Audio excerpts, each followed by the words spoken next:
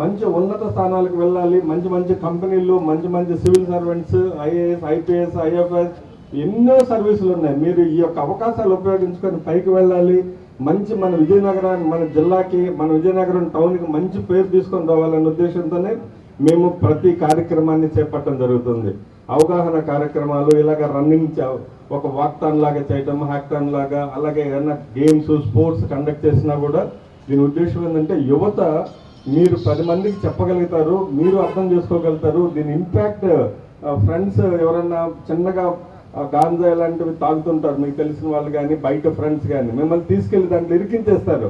ఏదో చిన్న ప్యాకెట్ ఇస్తారు, అక్కడ వెళ్ళిపోయి దీన్ని ఇచ్చేసి డెలివరీ చేయ నా ఫ్రెండ్ కానీ. మీరు జాగ్రత్త ఉండాలి. మీకు ఏదైనా తెలియని వాళ్ళు కానీ తెలిసిన వాళ్ళు కానీ చిన్న చిన్న ప్యాకెట్లు ఇలాంటివి ఏదైనా ఇచ్చినప్పుడు కూడా దాంట్లో ఏముందని పక్క మీరు అడగాలి. అదర్వైజ్ మేము వెహికల్ చెకింగ్ చేస్తున్నాం, రెగ్యులర్ చేస్తున్నాం కదా. సో చేసినప్పుడు దొరికితే మాత్రం ఇంకా వదిలిపెట్టేది ఉండదు. సో అప్పుడు జైలుకి వెళ్తారు. తెలిసినా తెలియకపోయినా మాదక ద్రవ్యాల అంటే ఇవన్నీ డ్రగ్స్ ట్రాన్స్పోర్ట్ చేయడం అనేది చాలా నేరం అది. అందుకని మీ అందరికీ ఒక అవగాహన కార్యక్రమం, అలాగే విజయనగరం ప్రజలందరూ కూడా ఈ విషయాన్ని తెలియజేయాలి. మీరు యూత్ ఉన్నారు, మీ కాలేజెస్, స్కూల్స్ ఎక్కడెక్కడ మీరు చదువుకుంటున్నారు, ఆ చుట్టూ ఇంకా రాని వాళ్ళకి, మీ తెలిసిన ఫ్రెండ్స్ కూడా ఈ గాంజా యొక్క ఇల్ ఎఫెక్ట్స్ ఏమున్నాయో దీన్ని టచ్ చేసినా, చూసినా, తాగినా, బీడీల్లో సిగరెట్లో పెట్టుకొని తాగుతారు వీటిని.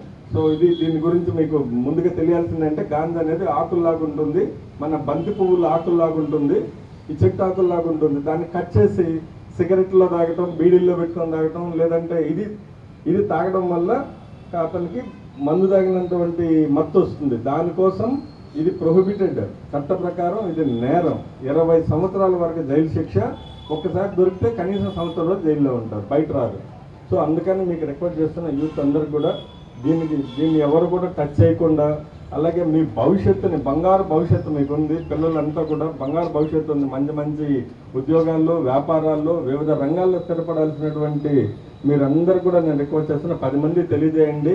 అలాగే మన విజయనగరాన్ని సురక్షితమైనటువంటి, ఇప్పుడు చెప్పారు మాస్టర్ చెప్పినట్టు, కళల విజయనగరం, అలాగే విద్యల విజయనగరం, ఎన్నో రకాలుగా అలాగే సురక్షితమైనటువంటి విజయనగరంగా మనం దీన్ని తీర్చిదిద్దుకోవాలి.